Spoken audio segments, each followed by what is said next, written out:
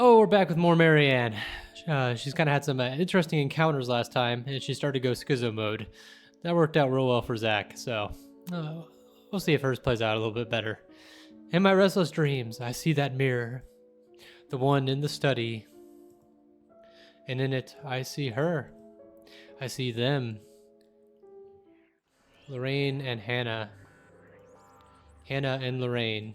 Poor pathetic Marianne. Work, work, work. She'll work herself to death. See, she doesn't listen. That's all she did. Look at what happened to me. They talk amongst themselves with cruel smiles and venomous tongues. Or rather, to themselves, two heads and one body. A horrible mockery of these women, as if they were one and the same. More's the pity. Life goes on and goes out, and she doesn't even see it. Do you think she'll even realize when she's kicked the bucket herself? Bucket. When they say a person has a hard time telling when they're in a dream, it was true often enough. Even with this bizarre sight, even with the obvious implication that this isn't real, I can't help but feel distress. Likely. Is that any way to live at all? She might as well be dead. Cruel fate that she's alive and I'm... well... Though they speak into each other's ears, tones low and hushed, I can still hear them as clear as day. Their whispers pervade the air, heavy and oppressive. They bury and dig into my head like tiny maggots, worming their way into my skull. It's only then that they take notice of my presence. Eyes turn towards me, and I can only feel small under their scrutiny. Caricature smiles etch on their face, mimicking each other grotesquely. Oh, Marianne! How long have you been standing there, dearie? Come join us, Marianne. We won't bite. Unless you ask, that is. Have you been looking at us? Spying? How scandalous. Such a naughty girl. I'm sure you were just waiting for something lewd to happen, weren't you? You know she will not admit it. She thinks it wrong. You've said it so yourself. Yes. She thought me wrong, impure, abnormal, because I loved her. My breath hitches, and I open my mouth to protest, but they stop me, screeching. The mirror that holds them cracks, lines spidering across its surface. Do not lie!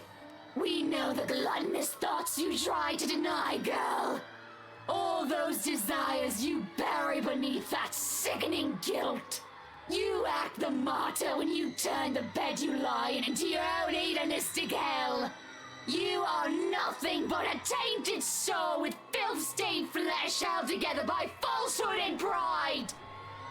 They look livid, yeah, to say the least. And when it looks like they would lunge, I wake, feeling like the wind has been knocked out of me. With a groan, I squint and find a certain fluff ball sitting on my chest, looking pleased as a punch. She's the overlady of the cats, queen of despair and destruction of nice furniture. Though I can't stay mad at her majesty because it feels like she did something good this time. I was having a nightmare, but I can't even remember what it was about. Trying to recall leaves a terrible pit in my stomach. Maybe it's probably better that I don't remember. Good morning, Baruthiel. Who's a good kitty? Are you hungry? Is that why you woke me up? A content purr comes from my sweet dear before she jumps off the bed and trots towards the kitchen. On the other hand, it takes me a bit more before I roll out of bed and start my day. Mornings before work is always a quiet affair. Shower first, then a mug of coffee, and a bowl of oats. Sometimes I do stretches, and I always check my work email. The Wrights will be moving into the mansion today. I don't think the paperwork is officially done yet, but it isn't too far-fetched to think they were allowed to start their move despite that. Rich people like them will always find ways to get what they want, after all. I'll be leaving you again today, Beth. So you behave and make sure not to shred up my new covers, okay? And don't worry, I didn't forget tomorrow is Black Cat Day, so I'll throw you a party. But only if you behave like a proper lady. She barely gives me a glance as I say that before going back to her own food. Cats. Still better than humans, most of the time. Too bad I have to work with humans. The place is already busy as soon as I get there. The foreman, one that I've recommended to the Wrights for his work ethic, is early as usual. Already he's instructing men here and there with bigger loads.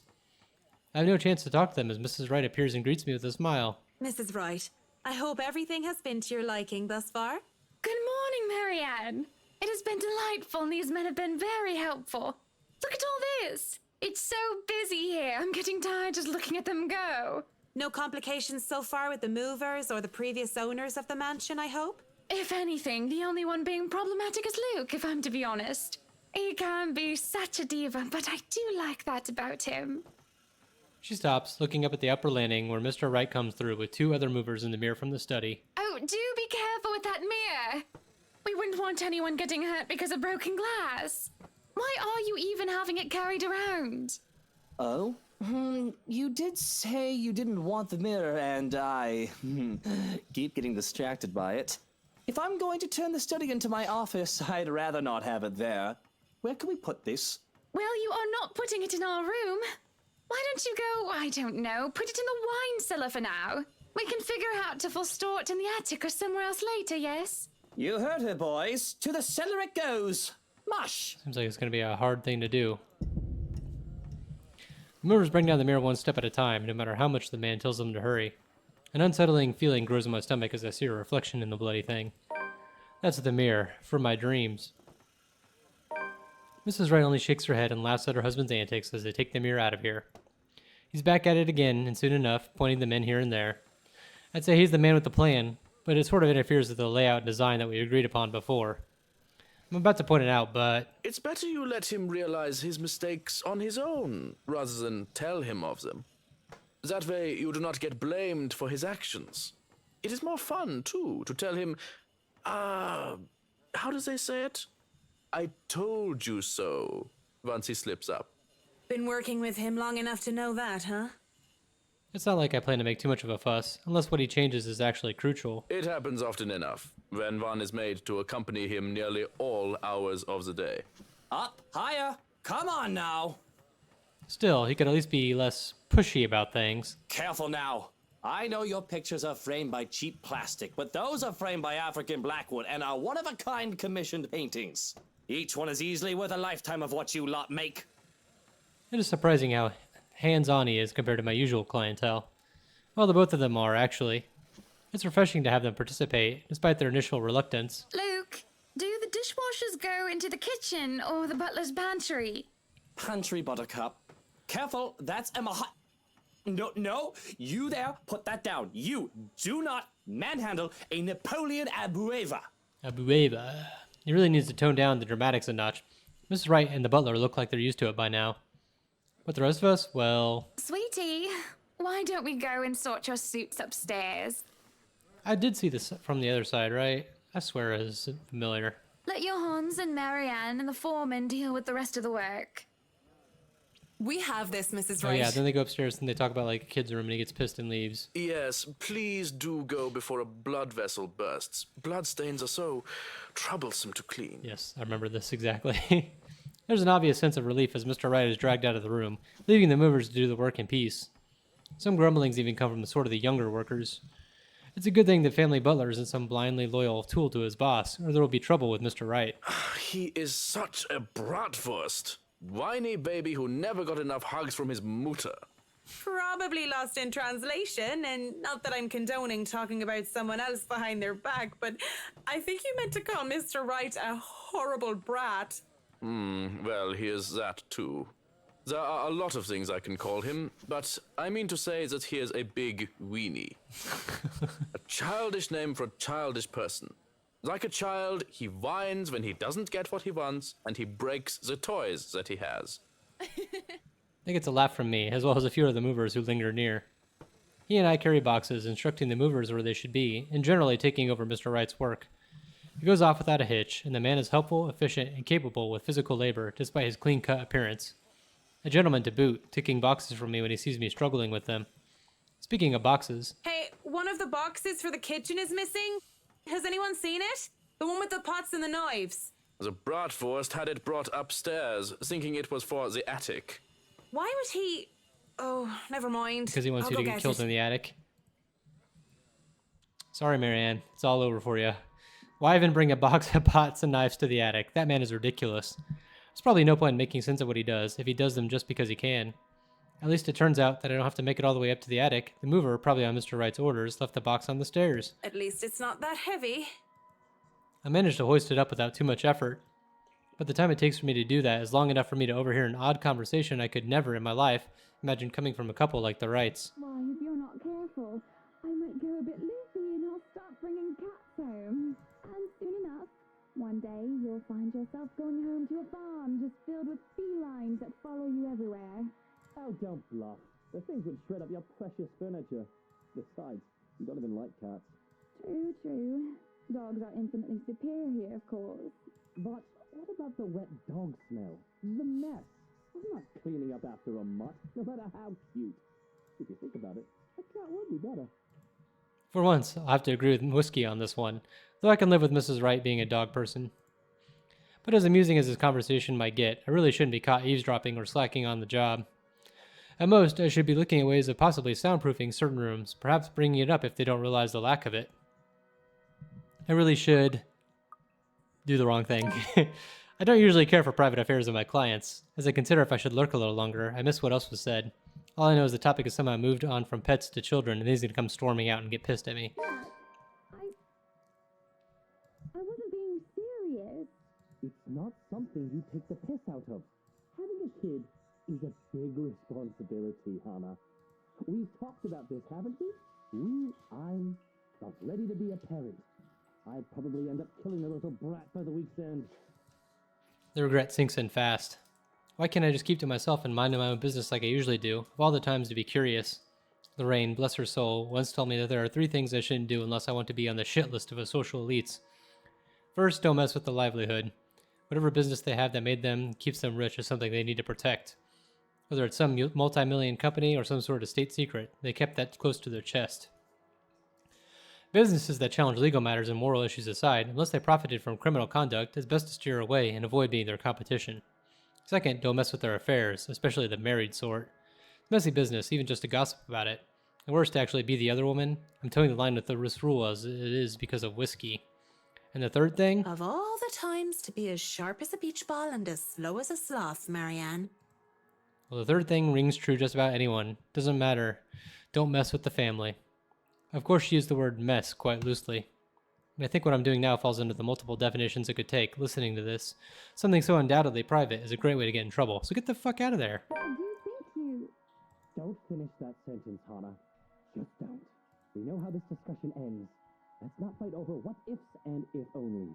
But what if we are going to have a family, Luke? What then? I just told you. No what ifs. We won't talk about it until you're ready. Let's not talk about it then. Ever. I walk away, as far and as fast as I can, while still carrying the box until I'm a good distance off in the foyer. I even risk my neck taking the steps down 2 at a time before quickly handing off the kitchenware to Johannes. You really shouldn't run down those stairs. You might slip and break your neck. And that isn't a pretty way to go. I'll keep that in mind, thanks. Wouldn't want anything to happen to my pretty neck. Why do you think I wear a scarf?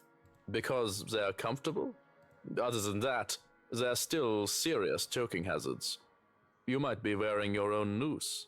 Cut the morbid stuff and let's get these things where they belong. My kitchen, my rules. You're wearing a tie, though. If you have somewhere else to go, which I'm sure you have, you may leave the area to me. Well, I still have to check a few things there, if you don't mind. How many times do you need to check every room? Are you sure you're not just looking for this secret recipe of my Kirby soup? Because I'll have you know, it is all in my head. I like to be thorough with my work.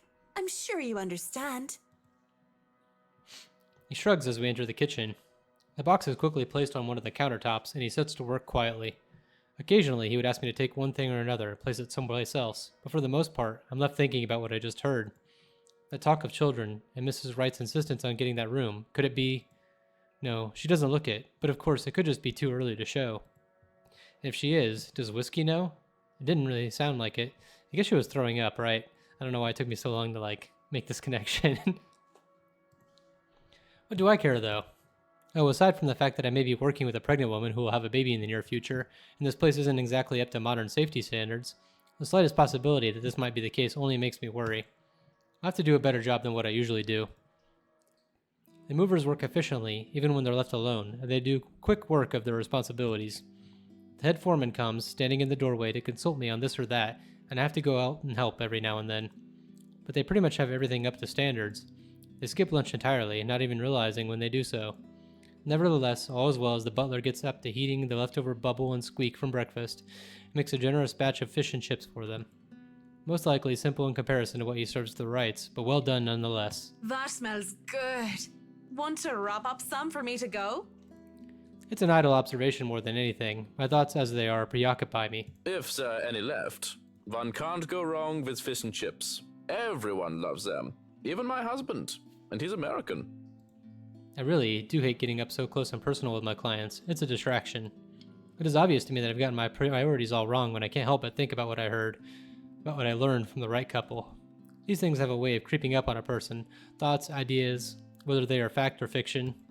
They creep up and fester, crawl and writhe in a way that twists. Are you ever going to see Johan's husband? That's what the thought is creeping and twisting inside me. I hear giggling, delighted, and mocking. They creep up and the sensation of fingers ghosting briefly on my arm caused me to freeze and hiss. Don't! I half expect her to be there. Whoa, no need to scream bloody murder. It's just me. Quiet down before you break glass. But it's just whiskey. Don't do that again. Ever. I don't like being scared, though I don't believe in the likes of spooks. Being startled is not on the top of the list of things Marianne liked. Lucky for him, I have nothing within reach, or he would have gotten on friendly terms with something like a rolling pin. What was with that reaction? Were you really scared? Has Johan's been telling you ghost stories? He just loves to scare people. Isn't that right, Brother Gurium? The butler's expression is unreadable. I hardly see any emotion on his face to begin with since I started working for the Wrights, aside from vague amusement. There must have been something there, though, judging from Mr. Wright's own content look. The expression of Mr. Wright's look is almost cruel. But neither of them spoke, even as Johannes leaves the room to serve the workers their late lunch. So, now that we're alone, Marianne, what are you so jumpy for? I was just thinking about all the urban legends the movers have been telling me about this place. Don't tell me you believe in that tosh. They're nothing but tales made up to scare children. Timmy, Billy, don't you dare go up to that big mansion and get in trouble there. The ghosts are going to get you. That's a boring way to look at it, but that's usually what it is anyway, no? Like I said, I was just thinking. It would be a relief, actually, if those rumors of this place being haunted is true. That just means I'm not going bonkers. Hearing, let alone seeing, a dead person isn't exactly the symptom of a healthy mind. You know, sorry, I'm getting distracted here. I was thinking about the mirror. She said that when she woke up, she didn't even remember her dream. But then she's like, that's the mirror for my dreams. Kind of fucking bullshit, Marianne. Sure, it means there would be such things as ghouls and goblins, but at least I'd be sane. On the other hand, there would actually be a dead girl walking around. If you could excuse the inane question, Mr. Wright, you haven't noticed anything weird here? A simple enough question on the surface, yet I noticed the man stiffen as the question leaves my mouth. I wouldn't have noticed it if I wasn't watching his reaction intently, but in his eyes I see something dangerous. That depends on your definition of the word weird. Are we still on the topic of this place being haunted? Because no, things have not started to fly around and we have yet to require an exorcism. I don't think my head would like to do the whole 180-degree turn thing. Well, maybe that, but no strange people? Aside from my usually weird butler and all the weird men traipsing around touching my things? No, not really. Why do you ask? Have you noticed anyone strange while you were here?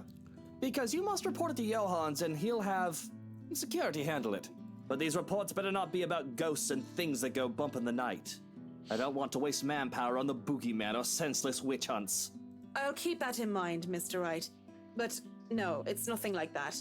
I guess the mansion is just strange for me. It's a unique project. No strange men or women lurking about then? A dead teenager would technically qualify as strange. But yeah, the whole I see dead people thing isn't going to go over well. None that I know of. But I'll inform Johannes immediately if something comes up. I'm serious, Mint.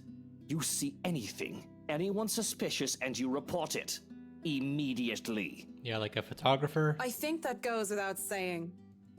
The concern he had on the talk of security is quickly gone. His arrogant, smug smirk returns, if a bit subdued. Whatever smarmy remark or innuendo he has at the ready never comes, though, as voices from the dining hall ring out. So, is this a full-time job for you then? Nah, I just freelance mostly. Speak of the devil. For magazines, newspapers, and events. So you can't really call it a full-time job. It's fun and it puts food on the table, but it's not what I really want to do. At least not all the time. That would be the magazine photographer, I presume. As always, Mrs. Wright talks in such a kind and cheery fashion, no matter who she's talking with. It certainly puts people at ease around her. Sounds like it's working on the photographer, too. Hearing them, though, seems to put Mr. Wright in a sour mood. At least if his small scowl is anything to go by. Is he jealous? You're not gonna go out there and join Mrs. Wright? Also, why? Maybe I was eavesdropping. You're starting to look strained. If you want your picture taken so badly, I'm sure the photographer would oblige. What is it that you want to do then? Films. Documentaries mostly. But cinematography is a lot more difficult than photography, right? I was working on this thing, actually. We need to get you away from the butler. You're starting to sound like him. No, I'm not joining Hana for an interior design magazine photo. What am I, a piece of furniture?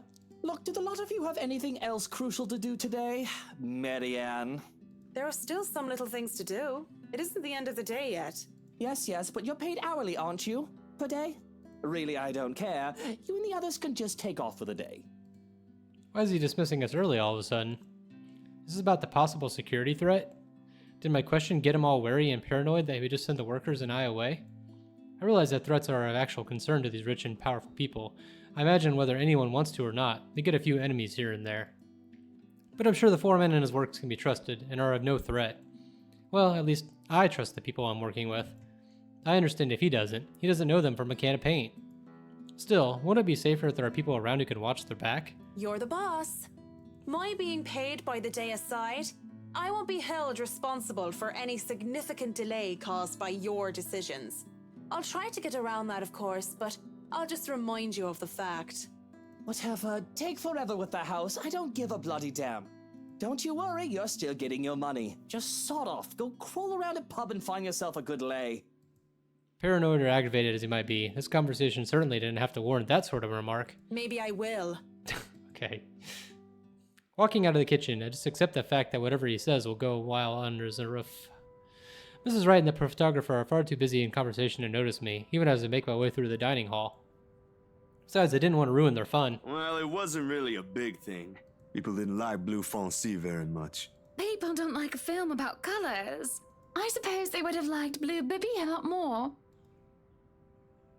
Going to the foyer has me stumble upon the family butler once more, who raises a brow at my presence. And where are you off to in a hurry, Miss McCulloch? The foreman is looking for you. The Bratwurst wants us off the clock. He's dismissing us early because of... Oh, I don't know. He just wants us out of here. I'll go and call a cab for you then. It would be for the best that you leave when he asks you to. I don't doubt it.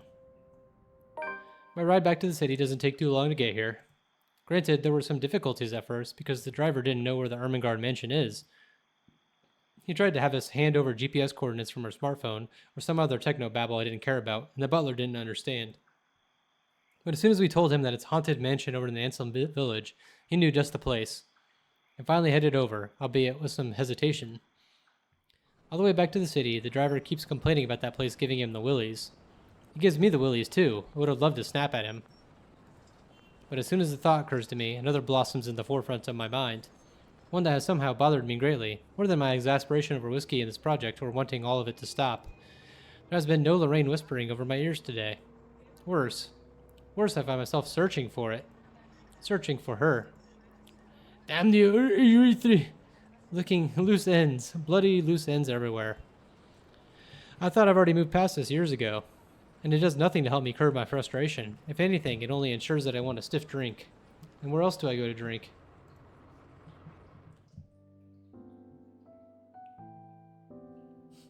Tuesdays are for karaoke, and Wednesdays, improv. Usually it's these four guys who did hilarious games. One with the Irish drinking songs are always a crowd favorite. Though I love a good laugh, stand-up comedy isn't my thing. Without Cam or Haruna or any distractions, I end up drinking a lot more this time. And when there's several bottles of beer in me, I get really, really embarrassing. Hey! G! Psst! G, come over here. I need you for something. It's a good thing that the bartender is a nice fellow. I'd probably have been kicked out by other places by now, or worse. Push comes to shove, all he would do is give me an easy smile and shake of his head, even when he's attending to other customers. just like now. Give me a moment, will ya? I gotta go check on her. You sound like the police officer, like sergeant. He's some Asian guy. And I'm pretty sure I've seen him here before a couple of times, although he never talks to anyone except G. The girls used to be all over him too, but he always turned them away. I'll be here. You go do that before she Asian falls Joe. over. All right, all right. Hey, it What is him. Do you need someone to help you get home? Bartender, pour the wine. I think that's enough alcohol for you, little missy. I'm cutting you off. A whine comes from the back of my throat as he pulls my bottle away. I have no hope of getting them back once they're behind the counter. Even in my drunken mind, I don't dare hop over it for them. Because what little sense I have left knows I'd sooner take a floor dive than succeed in wresting a bottle from a sober man. But that doesn't stop me from trying to reach out with my arms like a stupid idiot anyway. He smiles and shakes his head, just like I know he would, before going back to the other guy. Right now, where were we? How you holding up, boy? With no drink and no one to really chat with, I would have gone home or gone to sleep on the bar right then and there. But I'm not ready to stand up and try and trek back home just yet. Same old, same old. I'm still on the Luxborn firm case. Those blokes they talk about being in dark suits, whisking people into the night or some shit and all that. Didn't the media call it some ridiculous name in the morning news? What is it this time? Wait, don't answer that. They've called it a lot of things. As long as people don't start running around claiming they're the Illuminati. So, what have you got for me this time, G? Anything good? Slow down there. You haven't even told me what sort of dealing dosh we got. Who are you looking into this time? Their talk would have interested me, would have kept my attention if I gave a damn. But in my current state, I could barely give two fucks about the things going on around me. All these words are just buzzing, barely surfacing from the sea of sounds that is the pub. It would have stayed that way, perhaps even drowned if I didn't hear his name. Luke Wright. You know the guy. And don't pretend like you don't, G. It takes a special kind of ignorant not to know who he is. That smug blonde who likes throwing round his money. He was just here a few days ago, as a matter of fact. Great tipper, if you think him just dumping a wad of cash on the counter after having too much whiskey counts as tipping. Why are you asking? He dirty? You have no idea, G. He's probably the worst sort you can imagine. Luke fucking Wright. Fucking whiskey. Even without him around, I'm still hearing about the guy. What the absolute fuck? Despite this, I find myself getting up and sauntering over to join them before I pipe up. Is this smack talk about Luke fucking Wright I'm hearing, eh? Private conversation here, lady. Yeah, fucked up. There's only amusement on G's face. The Asian guy, he starts to look ticked off as hell. Don't worry, Holmes, she's clean. And she might be able to help you with your, predicament. Course. A drunk's just stumbled through here with what I need. Get real, G. No offense, lady, but you're smashed. I know, right? Nothing beats being drunk after a hard day's work. Especially when you're working for Mr. Luke Wright. So, she works for the guy? Doesn't that make her, I don't know, suspect? See, have a little faith in me, why don't ya? I don't have much, and you might as well have something to go off. You're the one who was so desperate to come running to me for business. Yoo-hoo! Still right here, fellas. 5'11". Can't miss me. Unlike Shorty over here. What's with that mad look? You want to dance, boy? You don't look like you can bust a groove. Maybe a leg, but with that fancy coat of yours. To add insult to injury, I move directly behind him and use the top of his head as an armrest. But when he shakes me off, I plop into the seat right next to him. Don't try me. You can hardly stay on your feet. When they change his name to Holmes. We don't want to ruin your fancy coat, do we? Ah, children, the both of ya. But you're still standing after all that, are ya? Matt, you see this giantess? She's a legendary regular here. Been drinking like there's no tomorrow. I'm a bit jealous. Can't do that anymore or my liver will give out on me. Good with the mic, too. Don't see you much recently, but I guess you're always busy, aren't you? You're some fancy designer or something, if I remember correctly. Wait, I know you. You were at the open house for the mansion. Yeah, that's right. Marianne McCulloch. I'm a famous interior designer extraordinaire. Ooh, that rhymes. Does it? Anyway, you guys were talking about that weenie Luke Wright, right? Or something. Can't really talk about it. I don't even know if I can trust you, even if G said you're clean. But anything would be of help. Well, I don't gossip about my clients, if that's all there is to this. You wanted to gossip about him a few minutes ago, Marianne. And that was the beer talking, not Marianne. You won't mind if we ask the beer a few questions then? Maybe. Depends on who's asking and what they're asking. How dare that sleazy wanker treat me like I'm a piece of furniture? And by wanker, you mean Luke Wright. Yes, Luke Wright. I just said that. It's Kultona Kranthe. Yeah. Completely different from his pretty wife. And Annie? Hannah? Anna! I wouldn't be surprised if he's doing something dirty behind her back. Even bought him a mansion. Lucky bastard. So it was the wife who bought the place. Are you going to repeat everything I say? Yes, it was the pretty one. The one with the long hair. She bought the place. Sort of. With how drunk you are, I don't even know if you're aware or sure of what you're saying.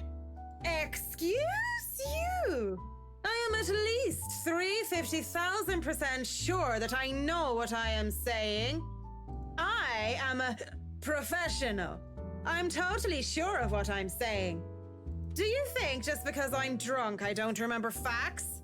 I remember everything. I remember every little thing as if it only happened yesterday. I bet you don't remember young McGurn's full name. Of course you don't. Here we go. John William, pure mad, mental inte, your body, Simpson Clay, Gimmel Chip, the Bam, Rib Racker, no real young rebel, your best saint, John McGurn. See? I have a photographic memory. Or read memory. I don't remember which is which. Back to the wanker. Nothing off about him or anything? Nothing shady that sets the alarm bells in your head?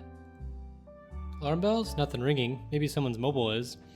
I'm getting tired, enough for me to press my cheek against the cool countertop with my eyes shut tight. Eventually cracking one eye open, just in case they thought I fell asleep. I grin at Holmes. Aside from being a sleazy piece of shit, he did get all in a tizzy whenever something about security came up. Makes sense. I don't blame the guy. Place that big, you'll need a couple dozen people stationed around if you want to make sure nobody you don't want gets in. And the guy seems like the type that doesn't like too many people. Oh, but he does like the ladies. I don't think his mommy hugged him enough or anything. These are serious questions, Marianne. Lives might just be at stake here. What do you expect? She's smashed. Why am I even doing this? This is getting me nowhere, G. She's not a reliable source. The chief, let alone the courts, aren't going to take the word of a drunk. This'll be dismissed, and I might be in trouble if they try to argue that I coerced a testimony out of her. This is a fucking train wreck. You're a fucking train wreck now, if you ask me. Maybe it's about time you apply the brakes and stop for a bit. The wave of despair that comes over the both of them is palpable. The feelings that it tastes, it'd be bitterer than the beer I'm full of. And it gets me thinking, though thinking doesn't get me far with too much shite in my system. You know that's not an option. Thanks for being patient, McCullough. Good luck with your work on that mansion. Speaking of that mansion, there's something going on in that place. Something. As ocht day! No wonder Mr. Wright likes it so much. It's as fishy as he is. Rotten bloke. Maybe that Santos girl is really onto something, eh? Suspicious shite, I'm telling ya. Explains why she's so reluctant. What do you mean that Santos girl is onto something? Before I get another word out, there's a hand on my shoulders and everything starts to spin. Quickly slap his hand away best I can and send him the foulest look I can muster. Take your hands off me, pipsqueak. I'm not a lady who's shaken or stirred unless you want me up-chucking on your pretty hair. But it's just like I said. Are you sure you aren't brain damaged or deaf? Santos girl from BRC showed us this creepy letter. You know, just like those spam stuff you get in your emails. And we thought it was some joke or that the girl was just a bit too green to handle a big sale like that. You should have seen the look on their faces when they saw it. Whiskey? That's Luke fucking right, you get me? And the missus didn't look too happy either. I should have taken a picture and posted it everywhere. When rich snobs give you that face, no wonder the Santos girl went all mental on us. Working with them does that, you know? I think I'm about to. I'm not mental yet, am I? Anyway, just like I said, in that Goes man... on and on. Hey, you okay? Holmes? You're looking a bit shaky yourself there. And he really is pale. Paler than before, at least. I can see the gears turning in his head on overtime. Suddenly, he shoves a card in my hand. On it, his name, Ashton Frey, and his number. But he has a second thoughts as he grabs it from me and slips it into my pocket. You're cute, pretty boy. But I prefer blondies. Well, you're not exactly my type either, lady. But listen to me. If something comes up, don't do anything rash. If you think you're in danger or if you see anything suspicious, call me and the authorities as soon as possible. You understand me? That's 99... I know what the damn emergency number is. Right, 999. Good. Anyway, I have to run. See you, G. The guy is quick on his feet, already up and at him as soon as the number leaves his lips. Watching him as he maneuvers through the crowd of other pubgoers is enough to tire me out. As fast as he can, he's at the door and throws us a smile, and that's all we get before he's gone. Just like that. Oi, what about your drink, boy? I'll go put it on your tab then. Holmes boy always like that, G? Pretty much. But what about you? I suppose I'll put your drinks on your tab too. Don't want you to spill your wallets when you look like you're close to spilling yourself. Yeah, and if it's fine by you, I think I'll go take a bit of a cat nap here. Just for a sec or two. Go right ahead. I'll wake you when I close up shop. Mumbling a sleepy thanks, I doze off on the spot, face pressed on the counter. Already I dread the pain I'll have for sleeping in such a position. But when you gotta go, you gotta go. Oh, Marianne! How long have you been standing there, dearie? Come join us, Marianne. We won't bite. Unless Yes, you you ask, want? that is. Not that I didn't get much sleep to begin with. Oh, okay. That's all. Back to Hannah. Do people ever have feelings that they're working on something they really enjoy, but still it eventually tires them out? Because honestly, I've been feeling like this. You have certainly exceeded expectations, Marianne. Everything looks so marvelous, and in such a short time, too. Though moments like these make all the hard work worth it. Definitely. Well, I can't take all the credit. People have certainly been enthusiastic about the idea of working on the Wright mansion. There won't be any more problems unless Mr. Wright has any more objections about the second bedroom. Oh, no. We proceed with that room as planned. I already agreed to him having his greenhouse and his vineyard and his stables. He may as well let me have this one thing. We're only about halfway done, but the honest satisfaction on a client's face is enough for me to push through. Let's face it, in between my exasperation at Mr. Wright's antics and her, I've been burning the candle at both ends. I can't even close my eyes without seeing a dead girl's face. Dead girl. Dead. She's dead. I have to keep reminding myself that, burying my feelings as deep as they buried her body, 6 feet under. I shouldn't waste so much time on someone who's supposed to be gone. I wasted so many years thinking about her already. There should be no need to bother myself with the dead, when I should be bothering myself with the living. Too bad the living are usually as complicated, if not more, than ghosts of the past. But don't you have a party? Yes. But Luke's just being a sweetie, you see. That friend he's visiting. He's having marital problems, and he's just trying to cheer him up. It's even more complicated when the living in question is a pair of rich and famous socialites way past their honeymoon phase. And I've been somehow roped into being a relationship counselor. They've been married for a long time, and they've hit a... how do they say it? A rough patch. His wife has a drinking problem and can be very neglectful. The poor thing really does his best to be a good husband. But it's never enough for her. Sometimes I think it's the years. Maybe it's been so long that they've lost that romantic spark. What do you think? If I'm going to be completely honest, I need to ask. This is about you and Mr. Wright, isn't it? Suppose it is. What would you tell me? Then, I tell you it's none of my business. I tell you that I don't want to meddle. But if the troubled husband with the neglectful wife asked me for my honest opinion, I'd say that he shouldn't base his happiness and his self-worth on someone else. Maybe he should try being independent for a while. See what it's like when he isn't trying to please someone else and doing things for himself. Everyone's supposed to be their own man or woman, right? A bit of breathing room never hurt anyone. We shouldn't let our fear control our lives. Why she thinks a single woman like me would be the best source of relationship advice is beyond me. Still, I talk and answer to the best of my abilities. Without realizing it, I'm already pouring out a part of me that I thought were long gone. I like to believe my words will be of some help to Miss Wright. If I'm honest, though, they're of some help to me, like some weight has been taken off my shoulders. Lorraine. I really should handle what's left of the work. You won't be attending the party? Oh, you really must, Marianne. The weight of what happened to her hasn't left me yet, did it? Maybe. I'll try to stay and chat. Maybe grab a few bites and a drink, but I can't be around for the entirety of the event. My apologies. Busy, busy, busy. You must stay a while. I'd love for you to meet some of my friends, and they're ever so excited to meet you. You need to say hello to the Lees, at least. If it wasn't for them, I'd never even heard of you. Maybe it's about time I changed that. We'll see. So, if I can be excused? Certainly. You'll have to excuse me as well. I must attend to the party before any early birds arrive. Her elbow looks a little broken there. I guess not really, but still awkward. Because, believe me, they will throw a fuss if things aren't ready, even when they're not supposed to be here until an hour later. I did do her pose in real life. Though I shouldn't dwell on the dead, I shouldn't just callously forget about them too. Saying that I have work left to do is an easy enough excuse to make. I know how other people see me. They see someone so obsessed with their craft that she would so easily miss things like a party for it. Outside the parlor, people hurry about there and there in preparation for the Wright's grand housewarming party. None spare me a glance as I slip past them, each working on their appointed roles and not daring to slack off when they work for what is probably the most powerful couple in Luxbourne. I make it into the kitchen with ease, the wine cellar being my final destination. But when is a great task ever simple? Probably never. This is a great task, isn't it? My greatest one yet that is worthy of being called a quest.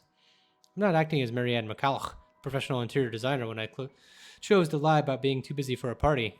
I'm Marianne McClower, an awful neutral cleric with 9 points in wisdom and 8 in charisma. Just thinking of it was what makes it a bit cheesy, but it helps with the fear. Helps overcome the insane thought that I'm actively seeking out something that has been plaguing me for years. I might face my worst nightmare, or I might see nothing and find myself imagined grand quest fall flat. And who would have thought that the gatekeeper for my final quest would be someone I thought would be a valuable ally? Schnell! Hurry up, you snails! We are on a deadline and you are wasting my time! The butler comes from the cellar and into the kitchen, tailed by a couple of others, people who I assume are most likely chefs and other bartenders. He raises a brow, seeing me just standing there by the hatch by the trap door. It's almost like he's going to throw me out for just being in the kitchen without permission. But then he motions for the others to disperse and familiarize themselves with the surroundings. Meanwhile, he continues to stand there, preventing entry into the darkness beyond. What are you doing here, Fraulein? This is not the place for guests or in an architect right now. It's like girl or woman or something. I request you leave. I was just looking around for any last-minute things, yes? Yes, you have been doing that a lot. Looking around, snooping about. Now is not the time for such things. If you're not careful, people might think you are up to something. The look he gives me as if he says something... the look he gives me as he says this is almost chilling. If life was a game book, he'd probably be the true neutral warlock guarding the treasure room. A difficult opponent to beat with 9 points of wisdom and 8 in dexterity. Well, I'm not done yet. I actually need to go into the wine cellar. Just need a quick go at the place. So just don't mind me. I'll be out of your hair soon enough. Go outside, enjoy the party. Bask in the praise and adulation they will no doubt shower you with when the madam speaks highly of you. Surely you've had enough of this stuffy old kitchen by now. You do not want to cause trouble. Both the bratwurst and Hannah want this to be perfect. It would be a disservice and a disrespect to toe out of line and risk it being anything otherwise. And more importantly, I will be blamed for any failure that happens tonight. His intervention almost turns me away. Maybe this is a sign I'm not meant to seek Lorraine out. But... Please, I just lost something the last time I was down there. It's really important. 15 minutes. 9, 10 minutes. Any longer and I'll pull you out of there myself. The Bratwurst will be furious if he thinks anyone is touching his precious wine without his permission. Thank you. This seriously means a lot. He steps aside begrudgingly. At this point, it looks like there's no turning back. The cellar greets me ominously as I descend. The space feels smaller, with a lot more bottles lining the wall compared to before, and knowing what might be waiting for me here makes things worse. I almost hope, in a morbid and twisted sense, that Lorraine would just be standing there waiting for me. It would be just like her to joke about inappropriate meetings in dark, secluded areas. But just like the broken bottles and wine that was spilled on the ground before, no trace of her can be found. Lorraine! Where are you, Lorraine? I miss you, you know? Only silence replies. Funny that when you want to find something, that's the time when you can't. The thought that I wouldn't be able to see Lorraine one last time fills me with such despair. Sure, it was crazy to come here willingly in the first place, but all I'm looking for is a closure. If I can't see her, the least I can do is offer her a prayer. On the verge of tears, I kneel in the middle of the dark, damp wine cellar and put my hands together in prayer. May God grant her eternal rest and... That is when her laughter fills the air. It rings along the walls until it echoes in my head. And like a siren song, it draws me before it comes into a stop. I fucked that. And like a siren song, it draws me in before it comes to a stop upon reaching a dead end. Ooh, could it be an adventure then? A secret passage? There must be a hidden switch somewhere. Go look! This is the most interesting thing you've done by far. A secret entrance, although the idea in and of itself is inane, only makes the entire endeavor more perilous, but I need to find a way to open it. Already I'm running my hands against the wall in order to find some hidden switch. It didn't give when I tried to push it open before, and I doubt that would have changed anytime soon. But if there's a door, there's always a way to open it, hopefully without the need to break it down. A shame I can't roll for perception checks in real life. It's such a silly thing to say out loud, though there was no amusement on my face, and I do check, glancing at the mirror from the study. Though a sanity check would be more fitting right now, wouldn't it? I mean, how long have I been down here, searching for the switch of a hidden door? In order to find a dead girl, no less. It isn't only unreasonable, it's insane. At this point, they'll find me clawing at the walls, using my nails to try and see if there are any grooves or catches I might have missed. I'm surprised I haven't gone past the 10 minutes that was given to me. I'm not being hauled out of here. I don't want to bank on the chance that I have more time, although I know it's... I really shouldn't let these kind of things bother me too much right now. If I don't continue looking, there's no point in me going down here. Dirt and rocks stick underneath my fingernails in my search, but there. A section of the wall, about the size of my palm, and just as well hidden as the hollow wall is a switch, or a button, rather. Face it, Tigress. You've just hit the jackpot. The excitement I feel at the discovery finds me pressing it without a second thought. But when a click echoes in the cellar, the hidden door creaks open and I stop. What should I do? Oh, we're going in. No time like the present, eh? I have to hurry and... I turn around when there's a crash. In my haste, I bumped into the mirror, making it fall to the ground and shatter into 100 pieces. And shit, hope this isn't an original piece. I don't think my insurance will be able to cover it. I can probably find an imitation to replace it, Anne. You're not gonna have to worry about it when you go in there. The door slams behind me shut, and I have nearly a heart attack because of it. But when I see a much more visible lever on the side, I calm down and shake my head. On the other side is a passageway, an underground tunnel that has me mystified for the mere moment until I realize what it holds. Cells closed off by heavy iron bars line the sides. A general sense of death and decay lingers heavy, though the years should have taken away most of it, if not all of the stench. Of the foul smells of humans and corpses alike being left to rot. The breeze, most likely coming from the other end of the passage that goes through, is to thank for that. If the place had been closed like a mausoleum, I imagine the odor would be fouler than it is now. Dear Lord in St. Adelaide, bless these poor souls. I'm not going to sugarcoat it, though the architecture of their time was magnificent. Human rights wasn't exactly a big thing back then. And if the Ermengarde mansion had a place like this hidden away, who knows what sorts of heinous acts were done down here. There's no time to dwell on it further, though. Not when...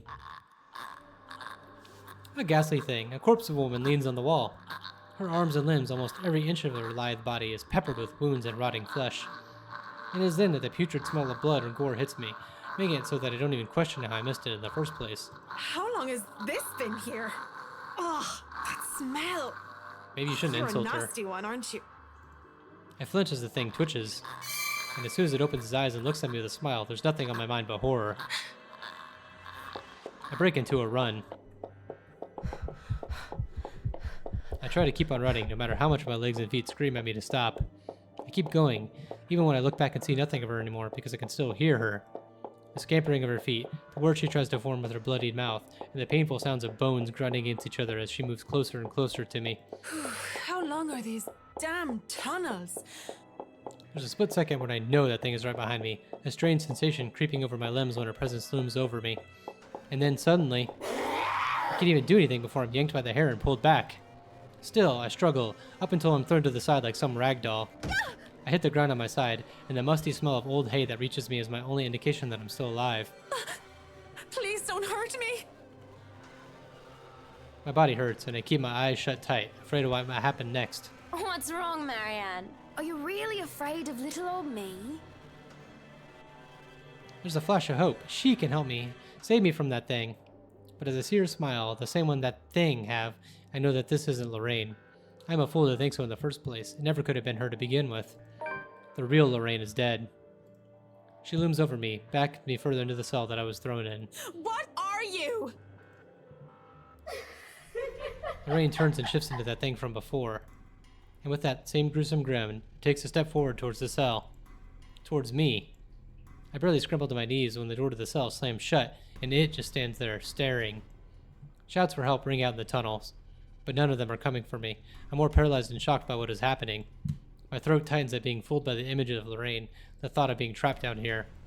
So then where? Help me! Help me! Oh, help me! Are you getting all this on camera, Carl? Yeah, but are you guys sure this is a good idea? We're breaking and entering here. Don't worry, the owners of this place haven't been here in a long time. Isn't her brother Carl? Look at this thing, though. It has writing in blood like some cheesy 80s horror prop. Wait, I have an idea. Oh man, that's genius! What kind of butthead would even take this thing seriously? Maybe we can stick this in Rowan's backpack. That's Juarez kid would panic. Sounds like Hannah. Guys? What? So maybe it was Lorraine, I guess. Behind you! There, in the corner of the cell, a digital camera comes flickering to life, and a video has played back on the screen. It was hard to even consider paying attention to it, when my life was on the line. But when the ghost don't move, and the teenagers' mocking shouts of help filled me with the cell, I just had to watch. What I had seen, students, judging by their St. Goretti uniforms, they were holding... That letter! And that thing, the woman, she...